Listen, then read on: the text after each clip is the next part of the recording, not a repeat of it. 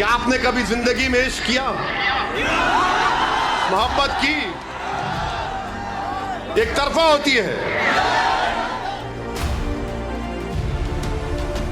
नमस्कार, मैं हूं आपके साथ नम्रता शर्मा। ऋषि कपूर का वो गाना ओम शांति ओम आपने सुना होगा। गाने से पहले जो डायलॉग बाजी होती है, मसलन क्या तुमने कभी किसी से प्यार किया, वो डायलॉग भी आपको याद होगा। आप सोच रहे होंगे खबर बताने के लिए आए हैं, उससे पहले ये फिल्मी बातें क्यों हो रही हैं। दरअसल कुछ इसी तरीके का अंदाज ओवैसी का नजर आया है। एक चुनावी जनसभा को संबोधित कर रहे थे और ऐसे में उन्होंने जनता से पूछ लिया कि क्या तुमने कभी किसी से इश्क किया है, मोहब्बत की है। हालांकि असदुद्दीन ओवैसी ने यह जिक्र क्यों किया, किस लिहाज से किया और फिर सपा बसपा पर किस तरीके से निशाना साधा, ये आपको सुनवाते हैं। और एक तरफा मोहब्बत कब तक करेंगे आप सपा बसपा से एक तरफा मोहब्बत कब तक करेंगे? क्या आपने कभी जिंदगी में इश्क किया, मोहब्बत की? एक तरफा होती है। मैं इंसान की मोहब्बत की बात नहीं कर रहा हूं, मैं आपको बात कर रहा हूं रब्बे करीम से। अगर कोई मोहब्बत करता है ना, तो क्या बतलाया गया कि तुम एक कदम चलो, वो 10 कदम तुम्हारी तरफ चलेगा। मगर यहां पर क्या है, नहीं, एक तरफा मोहब्बत, सपा या बसपा। ओवैसी है, अच्छा बोलता है, अभी टाइम है। टाइम मेरे पास भी नहीं है, आपके पास भी नहीं है। अपना टाइम अभी है इंशाअल्लाह ताला। यही हमारा टाइम है, यही हमारा टाइम है। याद रखो जो लोग इस तरह की बात कर रहे हैं। तो सुना आपने असदुद्दीन ओवैसी किस तरीके से फिल्मी डायलॉग बोलते बोलते लोगों को अपनी तरफ आकर्षित करने का काम कर रहे हैं, और दूसरी तरफ ये कह रहे हैं कि लोग कहते हैं कि अभी इसका वक्त नहीं आया है। मैं कहता हूं आ गया है। असदुद्दीन ओवैसी के इस अंदाज पर आपकी क्या राय है? कमेंट बॉक्स में अपनी राय हमें जरूर दें। जब आप अपनी ताकत की बुनियाद पर कह सकेंगे कि उत्तर प्रदेश में मुस्लिम अल्पसंख्यक समाज को, दलित समाज को, पिछड़ा समाज को, कुशवाहा समाज को इंसाफ किया जाए, क्योंकि ये जानते क्या है, इनके दिमागों में ये बात बैठी हुई है कि ये लोग कहीं नहीं जाएंगे, इनको डर दिखाओ, मोदी का, योगी का, बीजेपी का, ये डर कर हमको वोट देंगे। ओवैसी आपसे कह रहा है कि डर की बुनियाद पर नहीं, उम्मीद की बुनियाद पर, खौफ की बुनियाद पर नहीं, खौफ की बुनियाद पर नहीं। अगर आपकी ताकत दिखाई देगी, और ताकत सिर्फ नारों से ताकत नजर नहीं आती, ताकत सिर्फ जज्बाती तकारीर से नजर नहीं आती, ताकत सिर्फ 1000 10,000 का मजमा जमा करने से दिखाई नहीं देती। जमहूरियत में, लोकतंत्र में ताकत वोट है। जब वोट की ताकत नजर आएगी तो सपा बसपा बीजेपी सब बोलेंगी कि अब इनसे पंगा लेना महंगा पड़ेगा। और आप इस बात को समझिए, मेरी इस बात को, अगर आप ये समझ रहे हैं कि बाज लोग आकर जो दिल्ली और लखनऊ में बैठकर आपके वोटों का सौदा करते हैं, मैं उनसे भी कहना चाह रहा हूं कि अब तुम्हारी दुकानें बंद होंगी, तुम अब तिजारत नहीं करोगे हमारे जज्बात पर, तुम हमारे वोटों की तिजारत करते हो अपनी जाती मफाद के लिए। अब एक बेदारी की लहर पैदा हो चुकी है उत्तर प्रदेश में, और वो बेदारी की लहर ये होनी चाहिए कि आप इसको वोट में तब्दील करें। और मंजलिस के मुखालिफिन, भागीदारी परिवर्तन मोर्चा के मुखालिफिन कहते ओवैसी के जनसभा में भीड़ तो मन कराती है, मगर क्या वोट में तब्दील होगा? क्या वोट में तब्दील होगा? क्या वोट में तब्दील होगा?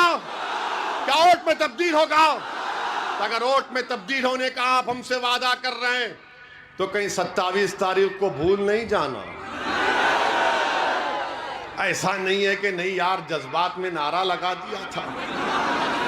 ये ओवैसी का भड़का भाषण दिल को छू लेता है। मेरे दोस्तों, मैं अगर अपनी जबान को चलाता हूं तो मैं आपसे वाहवाह हासिल करने के लिए नहीं चला रहा हूं। मैं आपको एक पैगाम दे रहा हूं, फिक्र दे रहा हूं। उस फिक्र जो दे रहा हूं, जो पैगाम हमने और बाबू सिंह साहब ने दिया, उस पर गौर करिए, उस पर सोचिए। आप सोचिए क्या कि इनकी बातों में सच्चाई है। अगर सच्चाई है तो साथ दो आप हमारा, वरना याद रखो बीजेपी को अगर कोई रोक सकता है, मैं फिर से कह रहा हूं बाबू सिंह कुशवाहा, ये बबुआ से नहीं होगा, इनसे नहीं होगा। ये खाली आराम पसंद आदमी है, लड़ना जानते नहीं है। हम लड़ना जानते हैं। और एक तरफा मोहब्बत कब तक करेंगे आप सपा बसपा से एक तरफा मोहब्बत कब तक करेंगे? क्या आपने कभी जिंदगी में इश्क किया, मोहब्बत की? एक तरफा होती है। मैं इंसान की मोहब्बत की बात नहीं कर रहा हूं, मैं आपको बात कर रहा हूं रब्बे करीम से। अगर कोई मोहब्बत करता है ना, तो क्या बतलाया गया कि तुम एक कदम चलो, वो 10 कदम तुम्हारी तरफ चलेगा। मगर यहां पर क्या है, नहीं एक तरफा मोहब्बत, सपा या बसपा ओवैसी है, अच्छा बोलता है। अभी टाइम है,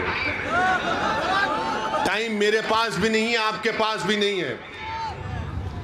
अपना टाइम अभी है इंशाअल्लाह ताला।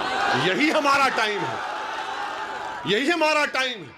याद रखो, जो लोग इस तरह की बात कर रहे हैं, मैं उनसे कह रहा हूं, मैं नौजवानों से अपील कर रहा हूं कि अपने बुजुर्गों को समझाओ कि जब 5 साल के बाद एक बच्चा और बच्ची आज 15 साल की, कल 20 साल की जब हो जाएगी, तो आप वो बच्चा और बच्ची जब आपसे पूछेंगे, बताओ अब्बू मेरे शिक्षा का इंतजाम क्यों नहीं किया, वो बच्चा कहेगा कि मेरे रोजगार का इंतजाम क्यों नहीं किया, तो क्या आप उनसे कहेंगे भाग सपा को बसपा को वोट देना है, बस यही काम है? नहीं कह सकते आप। आज ये बेदारी जो इन बच्चों में पैदा हो रही है, याद रखो आप, इन बच्चों में जो बेदारी पैदा हो गई, उनको अपनी मंजिल आसमानों में नजर आ रही है।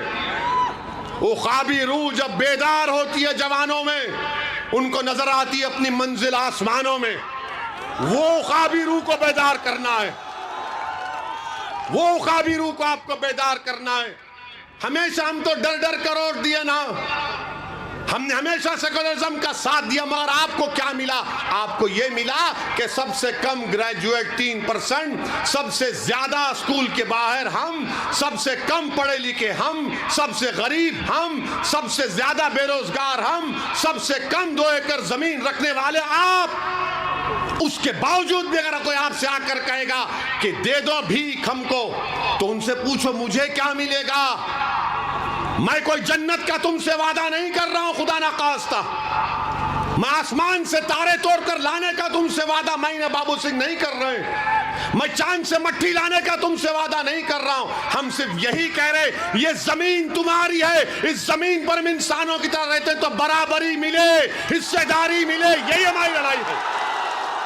इसीलिए आपसे अपील कर रहे हैं कि 27 तारीख के दिन आप तमाम लोग ना सिर्फ प्रतापगढ़ बल्कि पूरे जितने भी अभी फेजेस बाकी हैं, 4थे, 5वें, 6ठे और 7वें, जहां तक हमारी बात पहुंच रही है, और मैं अल्लाह से भी दुआ करता हूं रब्बे करीम, मैं कमजोर हूं, मेरी आवाज को पहुंचाना तेरा काम है, दिलों को मोड़ना तेरा काम है, मेरे बस की बात नहीं है।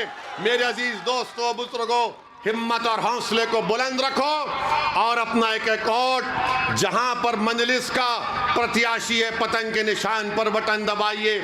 जहां पर जन अधिकार पार्टी के प्रत्याशी हैं, गैस के सिलेंडर पर बटन दबाइए। हिस्सेदारी की लड़ाई है, हिस्सेदारी की लड़ाई में अपना हिस्सा अदा करिए। आपका बेहद शुक्रिया। और 27 तारीख के दिन क्या होगा, क्या होगा, बस इंशाअल्लाह। अस्सलाम वालेकुम।